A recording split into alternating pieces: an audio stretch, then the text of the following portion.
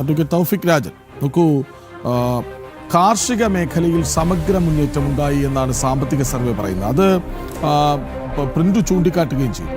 കാർഷിക മേഖല, നമ്മുടെ അടിസ്ഥാന തൊഴിൽ മേഖലയ്ക്ക് വലിയ മാറ്റം ഉണ്ടാകുന്നുവെങ്കിൽ അതിന് അർത്ഥം എന്താണ്? എല്ലാവരെയും ചേർത്ത് പിടിക്കുന്ന ഒരു ഭരണ സംവിധാനം ഇവിടെ തുടരുന്നു എന്നതിൻ്റെ ഏറ്റവും മികച്ച ഉദാഹരണം, തെളിവ് തന്നെയല്ലേ അത്?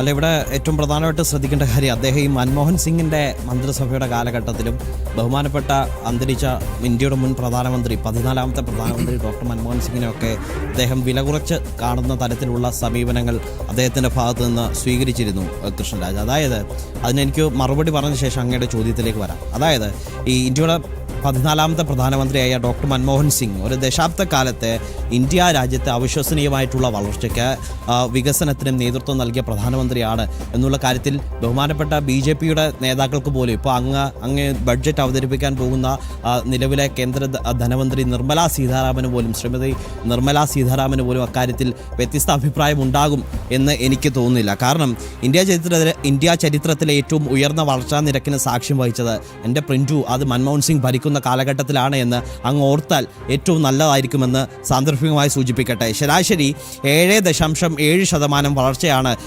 ഡോക്ടർ മൻമോഹൻ സിംഗിൻ്റെ കാലഘട്ടത്തിൽ ഇന്ത്യയിലേക്ക് ഏറ്റവും ഉയർന്ന തരത്തിലുള്ള വളർച്ചാ നിരക്ക് കൈവരിക്കുന്ന സാഹചര്യം ഉണ്ടായത്. അതിൻ്റെ ശതമാനമാണ് ഞാൻ സൂചിപ്പിച്ചത്, 7.7%. ഒപ്പം തന്നെ ഏകദേശം $2 ട്രില്യൺ സമ്പദ് വ്യവസ്ഥയായി ഇന്ത്യയെ മാറ്റിയെടുക്കാൻ അദ്ദേഹത്തിൻ്റെ കാലഘട്ടത്തിൽ സാധിച്ചിട്ടുണ്ട്. 2014 ലോകത്തിലെ 3ാമത്തെ വലിയ സാമ്പത്തിക സമ്പദ് വ്യവസ്ഥയായി ഡോക്ടർ സിംഗ് സ്ഥാനമേറ്റെടുത്തപ്പോൾ ഇന്ത്യ 10ാം സ്ഥാനത്തായിരുന്നെങ്കിൽ അതിൽ നിന്ന് 3ാം സ്ഥാനത്തേക്ക് എത്തിക്കാൻ ഇന്ത്യ രാജ്യത്തെ എത്തിക്കുന്നതിൽ ഡോക്ടർ മൻമോഹൻ സിംഗ് നൽകിയ സംഭാവനകൾ, അദ്ദേഹത്തിൻ്റെ ദീർഘവീക്ഷണത്തോടു കൂടിയുള്ള ഇടപെടലുകൾ, സാമ്പത്തിക വിദഗ്ധൻ എന്നുള്ള തലത്തിൽ വെറുതെ ഒരു പേരിന് അദ്ദേഹം സാമ്പത്തിക വിദഗ്ധനല്ല, അദ്ദേഹത്തിൻ്റെ വിദ്യാഭ്യാസം കൊണ്ടും അദ്ദേഹത്തിൻ്റെ ഇടപെടൽ കൊണ്ടും അദ്ദേഹത്തിൻ്റെ വീക്ഷണം കൊണ്ടും ലോകം ചാർത്തി കൊടുത്ത പട്ടമാണ് സാമ്പത്തിക വിദഗ്ധൻ എന്നുള്ളത്. അതുകൊണ്ട് തന്നെ വെറും അത് കേവലം രാഷ്ട്രീയ വാക്കുകൾക്ക് വേണ്ടിയോ അല്ലെങ്കിൽ രാഷ്ട്രീയ നേട്ടത്തിന് വേണ്ടി ഉപയോഗിക്കുന്നതല്ല, അതിനപ്പുറത്തേക്ക് വളരെ കൃത്യമായിട്ട് ഇന്ത്യയുടെ സമ്പദ് വ്യവസ്ഥയെക്കുറിച്ച് ദീർഘവീക്ഷണം ഉണ്ടായിരുന്ന ഒരാൾ, ഇന്ത്യയുടെ സമ്പദ് വ്യവസ്ഥയെ വളരെ കൃത്യമായി നയിച്ച ഒരാൾ, ഇന്ത്യ രാജ്യത്തെ വീണ്ടെടുത്ത ഒരാൾ, അത് സ്വാഭാവികമായിട്ടും ഡോക്ടർ മൻമോഹൻ സിംഗിൻ്റെ കാലഘട്ടത്തിലാണ് എന്നുള്ള കാര്യത്തിൽ ഒരു സംശയം വേണ്ട. UPA ഗവൺമെൻറ് കാലഘട്ടത്തിലാണ്, മൻമോഹൻ സിംഗിൻ്റെ കാലഘട്ടത്തിലാണ് എന്നുള്ളത് ഏറ്റവും പ്രധാനമായിട്ടും ചൂണ്ടിക്കാട്ടാൻ ആഗ്രഹിക്കുകയാണ്.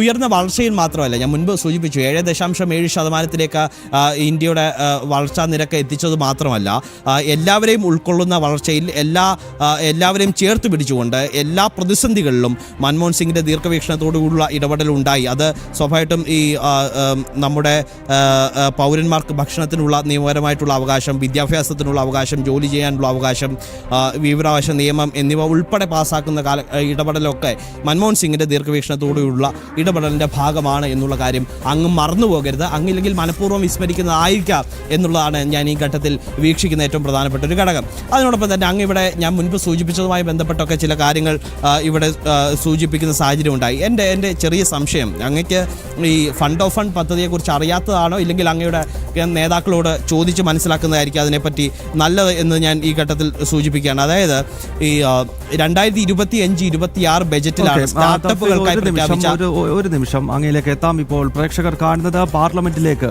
ധനമന്ത്രി നിർമ്മലാ സീതാരാമൻ എത്തുകയാണ്. രാഷ്ട്രപതി ഭവനിൽ നിന്നും ഇപ്പോൾ റൈസീന ഹിൽസിൽ കടന്ന് പുതിയ പാർലമെന്റ് മന്ദിരത്തിലേക്ക് ധനമന്ത്രി നിർമ്മലാ സീതാരാമൻ എത്തുന്നു. അതായത് രാഷ്ട്രപതിയുടെ അനുമതിക്ക് ശേഷം ഇനിയും വളരെ നിർണായകമായിട്ടുള്ള മന്ത്രിസഭാ യോഗം പാർലമെന്റിൽ നടക്കാൻ പോകുകയാണ്. ഇപ്പോൾ പഴയ പാർലമെന്റിന്റെ ആ ദൃശ്യങ്ങൾ പ്രേക്ഷകർക്ക് കാണാം. അതിന് മുന്നിലൂടെയാണ് ധനമന്ത്രിയെയും വഹിച്ചുകൊണ്ടുള്ള വാഹന വ്യൂഹങ്ങൾ പുതിയ മന്ദിരത്തിന്റെ ഗേറ്റുകൾ കടന്ന് അകത്തേക്ക് എത്തുന്നത്. അല്പസമയം മുൻപ് രാഷ്ട്രപതി ദ്രൗപദി മുർമുവുമായി ധനമന്ത്രി നിർമ്മലാ സീതാരാമൻ കൂടിക്കാഴ്ച നടത്തിയിരുന്നു. ഇനി മന്ത്രിസഭാ യോഗമാണ്. തൗഫീഖ് തുടരും. അതായത് ഞാൻ സൂചിപ്പിച്ചതായി 2025-26 ബജറ്റിൽ ഗൗതം അവിടെ ബജറ്റിൽ സ്റ്റാർട്ടപ്പുകൾക്കായി പ്രഖ്യാപിച്ച 10,000 കോടി രൂപയുടെ പുതിയ ഫണ്ട് ഓഫ് ഫണ്ട് പദ്ധതിയുണ്ട്. ആ പദ്ധതി അതിൻ്റെ പ്രോഗ്രസ് എന്താണെന്ന് പ്രിന്റ് വ്യക്തമാക്കാൻ തയ്യാറാവണം. 2025-26 ബജറ്റിലാണ് ഇത്തരത്തിൽ സ്റ്റാർട്ടപ്പുകൾക്കായി 10,000 കോടി രൂപയുടെ പദ്ധതി നടപ്പാക്കുമെന്ന് ബഹുമാനപ്പെട്ട ധനമന്ത്രി വ്യക്തമാക്കുന്ന സാഹചര്യമുണ്ടായത്. അതിനോടൊപ്പം തന്നെ ഞാൻ മുൻപ് സൂചിപ്പിച്ച അടുത്ത പോയിന്റ് എന്നുള്ളത് പരുത്തി ഉൽപ്പാദനക്ഷമത വർദ്ധിപ്പിക്കാനുള്ള 5 വർഷത്തെ ദൗത്യം അത് ഏറ്റെടുക്കുമെന്ന് പറഞ്ഞിരുന്നു. ഉയർന്ന വിളവ് നൽകുന്ന വിത്തുകൾക്കായുള്ള ദേശീയ ദൗത്യത്തിന്റെ പ്രോഗ്രസ് അതെവിടെ വരെയായി എന്ന് ഞങ്ങൾക്കറിയാൻ താല്പര്യമുണ്ട്. അങ്ങ് ഈ AI സാങ്കേതിക വിദ്യയിൽ ഏതാണ്ട് ഇന്ത്യ രാജ്യത്തെക്കുറിച്ച് സൂചിപ്പിക്കുന്ന സാഹചര്യമുണ്ടായി. എന്തായാലും ആധുനിക ഇന്ത്യയിലേക്ക് രാജീവ് ഗാന്ധി അടക്കമുള്ള മുൻ പ്രധാനമന്ത്രിമാരുടെ സംഭാവനകൾ മറന്നുകൊണ്ട് നമുക്ക് പോകാൻ കഴിയില്ല. എങ്കിൽ പോലും അങ്ങ് AI സാങ്കേതിക വിദ്യയെക്കുറിച്ച് സൂചിപ്പിച്ച സാഹചര്യത്തിൽ ഞാൻ പറയാം.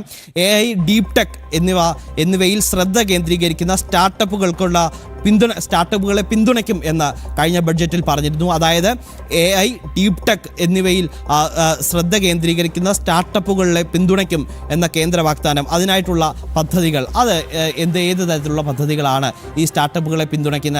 അങ്ങ് പറഞ്ഞ AI ആണെങ്കിൽ AI, അതിനെ പിന്തുണയ്ക്കുന്ന എന്ത് പദ്ധതികളാണ് കേന്ദ്ര സർക്കാരിൻ്റെ ഭാഗത്തു നിന്ന് ഉണ്ടായത് എന്നറിയാൻ താല്പര്യമുണ്ട്. അതിനോടൊപ്പം തന്നെ ഈ സൂക്ഷ്മ ചെറുകിട ഇടത്തരം സംരംഭങ്ങളുടെ MSME എന്ന് പറയും, അതിൻ്റെ പങ്കാളിത്തം കുറവായതിനാൽ തൊഴിൽ പ്രോത്സാഹന പദ്ധതി അടക്കം ഫലപ്രദമായി നടപ്പിലായോ എന്നതടക്കമുള്ള ചോദ്യവും ഈ രാജ്യം ചോദിക്കുന്ന സാഹചര്യമുണ്ട്.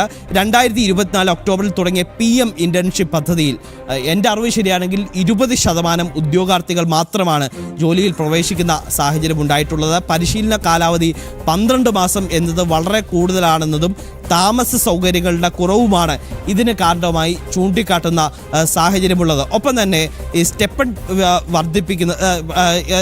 ചൂണ്ടിക്കാട്ടുന്ന സാഹചര്യമുള്ളത്. അതിനോടൊപ്പം തന്നെ ഈ സ്റ്റൈഫൻഡുമായി ബന്ധപ്പെട്ട് വർദ്ധിപ്പിക്കുന്നതും പരിശീലന കാലാവധി കുറയ്ക്കുന്നതും ഉൾപ്പെടെയുള്ള മാറ്റങ്ങൾ വരുത്തി പദ്ധതി പരിഷ്കരിക്കാൻ ഇപ്പോൾ സർക്കാർ ആലോചിക്കുന്നുണ്ട് എന്നാണ് ഞാൻ മനസ്സിലാക്കുന്നത്. അപ്പോൾ സ്വാഭാവികമായിട്ടും ഇത് ഒരു പ്രഖ്യാപനം. ഞാൻ മുൻപ് പറഞ്ഞു, വോട്ട് ഓൺ അക്കൗണ്ട് ഈ പ്രഖ്യാപനങ്ങൾ മാത്രമാക്കാതെ അത് പ്രായോഗികതയിൽ എത്രത്തോളം വരുത്താൻ കഴിയും, പ്രായോഗികത എത്രത്തോളം നടപ്പാക്കാൻ കഴിയും എന്നതിനു കൂടി ഊന്നൽ നൽകിക്കൊണ്ട് വേണം ശ്രദ്ധ നൽകാനെന്ന് ഈ ഘട്ടത്തിൽ സൂചിപ്പിക്കുകയാണ്. ഒപ്പം തന്നെ കേന്ദ്ര സർക്കാരിന് ഈ ഇത്തരത്തിലുള്ള പദ്ധതികൾ പ്രഖ്യാപിച്ചു പോകുമ്പോൾ ആ പദ്ധതികൾ പ്രഖ്യാപിക്കുന്നതിനപ്പുറത്തേക്ക് അത് സാധാരണക്കാരിലേക്ക് എത്രത്തോളം ഇംപ്ലിമെൻറ്റ് ചെയ്യാൻ കഴിയുന്നു, സാധാരണക്കാർക്ക് ഇതെന്ത് നേട്ടമാണ് കഴിഞ്ഞ ബഡ്ജറ്റുകളിൽ ഉണ്ടാക്കിയിട്ടുള്ളത് എന്ന് അദ്ദേഹം വ്യക്തമാക്കണം. ഞാൻ മുൻപ് സൂചിപ്പിച്ചു, ഇടത്തരം ആളുകളെ ലക്ഷ്യം വെച്ചുകൊണ്ട്, ഇടത്തരം ഇക്കണോമിക് ആളുകളെ ലക്ഷ്യം വെച്ചുകൊണ്ടാണ് ഇവിടെ മുൻപ് പദ്ധതികൾ പ്രഖ്യാപിക്കുന്ന ഒരു സാഹചര്യം ഉണ്ടായത്.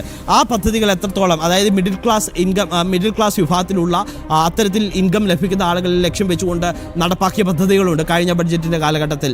അത് എത്രത്തോളം പ്രാവർത്തികമായി നടപ്പായി എന്നതടക്കമുള്ള കാര്യങ്ങൾ ഈ ഘട്ടത്തിൽ വ്യക്തമാക്കേണ്ട ഒരു സാഹചര്യമുണ്ട്. അതുകൊണ്ട് തന്നെയാണ് പറയുന്നത്, പദ്ധതികൾ എപ്പോഴും പ്രഖ്യാപിക്കാൻ കഴിയും, പ്രായോഗികമായി അത് നടപ്പാക്കേണ്ടതാണ് അനിവാര്യമായിട്ടുള്ള ഒരു ഘടകം. അത്